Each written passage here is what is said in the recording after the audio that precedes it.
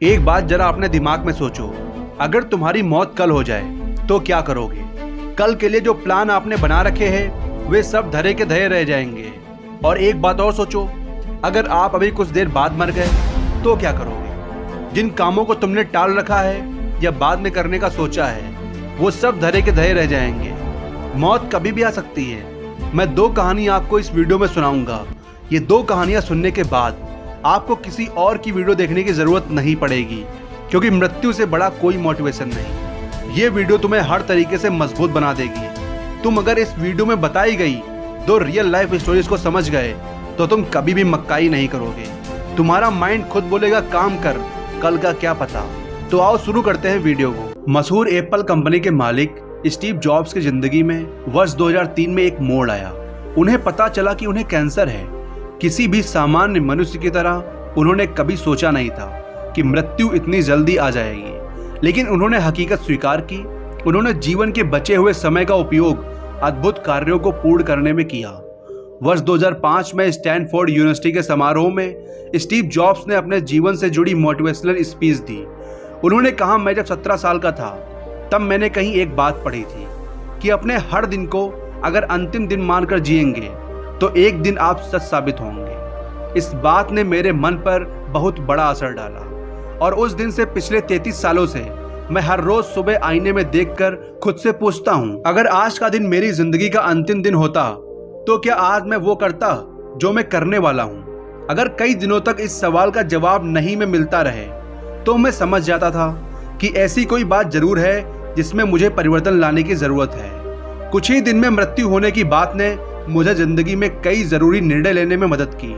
अगर आपका समय सीमित है तो उसे और किसी के जीवन की तरह जीने में बर्बाद ना करें। शायद इसी समझ की बदौलत iPhone, iPad, MacBook, Apple TV जैसे 21वीं सदी के खास आविष्कारों का जन्म हुआ। कई लोगों का एक सामान्य अनुभव ऐसा रहता है कि जब डेडलाइन नजदीक आती है तो काम के प्रति गंभीरता, एकाग्रता और कार्य क्षमता में तेजी आ जाती है। जो करना है उस पर फोकस हो जाता है और जो नहीं करना है या जिस चीज को करने की जरूरत नहीं है उसमें समय बर्बाद नहीं होता।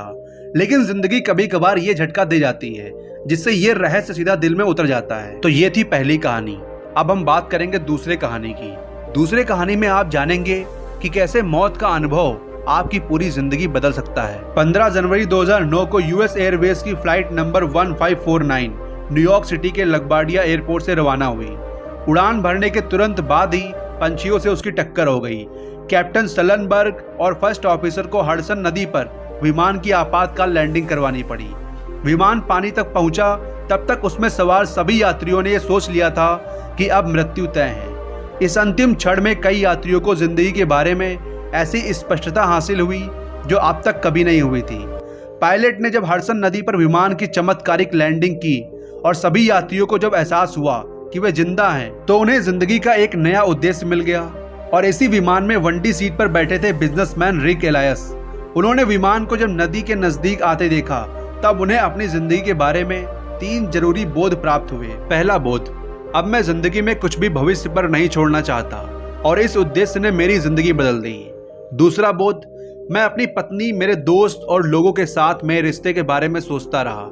इन संबंधों के बारे में सोचने के बाद मैंने अपनी जिंदगी की नकारात्मक ऊर्जा को दूर करने का निर्णय लिया। मुझे उसमें संपूर्ण सफलता तो नहीं मिली, लेकिन पहले से ज्यादा सुधार जरूर हुआ। पिछले 2 सालों में मेरी पत्नी के साथ एक भी बार लड़ाई नहीं हुई और इस वजह से मैं काफी खुश महसूस कर रहा हूँ। मैं सही हूँ यह बताने का प्रयास करने के बजाय मैं अब खुश रहना पसंद करता हूँ। तीसरा बोध, अपनी जिंदगी में मैं एक अच्छा पिता बन सकूं। इस घटना के बाद एलायस को एक नया जीवन मिला था और वो उस जीवन को बेहतर तरीके से जी रहे हैं। तो आपसे भी यही कहना है कि अपने हर दिन को आखिरी दिन मानकर काम करें और कोई भी काम कल पर ना टालें। तो अगर आपने ये वीडियो लास्ट तक देखी है तो चैनल को सब्सक्राइब जरूर कर लेना। क्या पता कौन सी वीडियो आपकी जिंदगी बदल दे।